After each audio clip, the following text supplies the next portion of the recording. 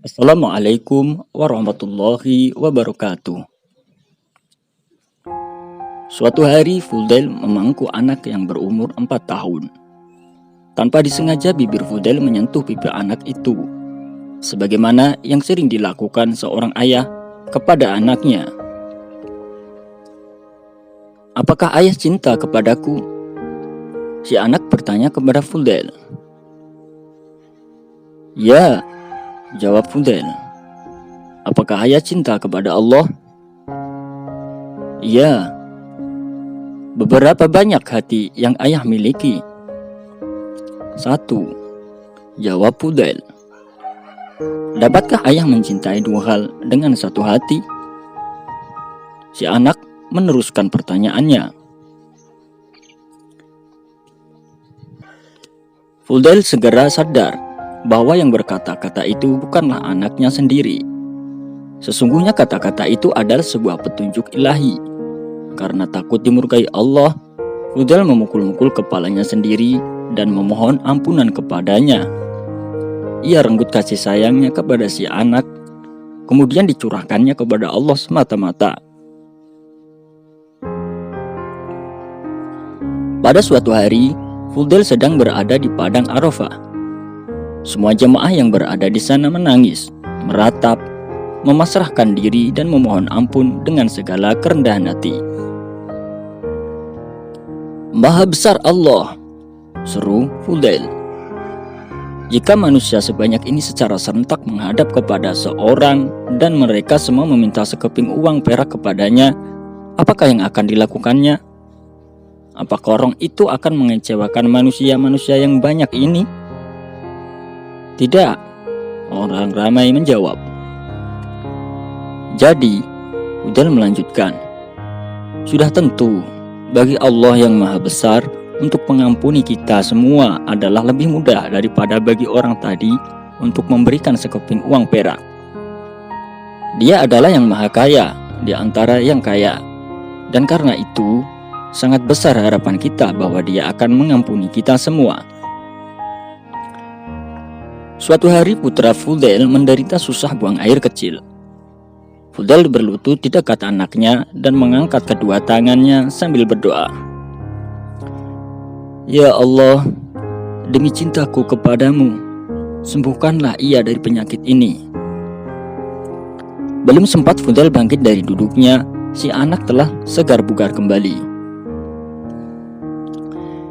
Di dalam doanya Fudail sering mengucapkan, "Ya Allah, ampunilah aku karena aku menghukumku, karena Engkau Maha berkuasa atas diriku." Kemudian ia melanjutkan, "Ya Allah, Engkau telah membuatku lapar dan telah membuat anak-anakku lapar. Engkau telah membuatku telanjang dan telah membuat anak-anakku telanjang. Dan Engkau telah tidak memberikan pelita kepadaku apabila hari telah gelap. Semua itu telah Engkau lakukan terhadap sahabat-sahabatmu. Karena keluhuran spiritual, apakah Fudail telah menerima kehormatanmu ini?" Selama 30 tahun tidak seorang pun pernah melihat Fudail tersenyum kecuali ketika putranya meninggal dunia. Pada waktu itulah orang-orang melihat Fudail tersenyum. Seseorang menegurnya, "Guru, mengapa engkau justru tersenyum di saat-saat seperti ini?" "Aku menyadari bahwa Allah menghendaki agar anakku mati. Aku tersenyum karena kehendaknya telah terlaksanakan," jawab Fudail. Fudail mempunyai 2 orang anak perempuan. Menjelang akhir hayatnya, Fudail menyampaikan wasiat terakhir kepada istrinya, "Apabila aku mati, bawalah anak-anak kita ke Gunung Abu Qobais. Di sana, tengadahkan wajahmu dan berdoalah kepada Allah." "Ya Allah," Fudail menyuruhku untuk menyampaikan pesan-pesannya kepadamu. Ketika aku hidup, kedua anak-anak yang tak berdaya ini telah kulindungi sebaik-baiknya. Tetapi setelah engkau mengurungku dalam kubur, mereka kuserahkan kepadamu kembali." Setelah Fudail dikebumikan, istrinya melakukan seperti yang dipesankan kepadanya. ia pergi ke puncak gunung Abu Qobais membawa kedua anak perempuannya.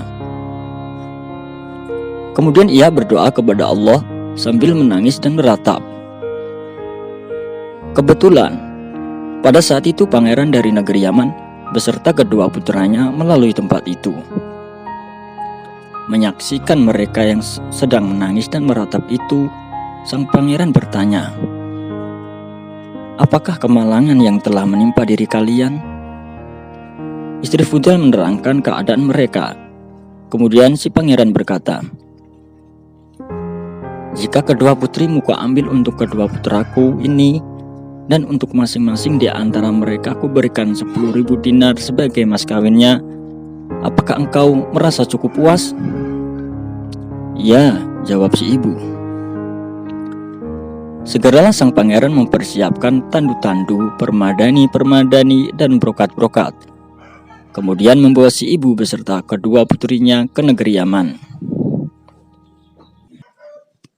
Demikianlah kisah Fudail bin Iyad, seorang tokoh sufi besar dan juga salah satu guru Imam Syafi'i. Semoga dari kisah tersebut kita semua dapat mengambil hikmah dan pelajarannya. Wassalamualaikum warahmatullahi wabarakatuh.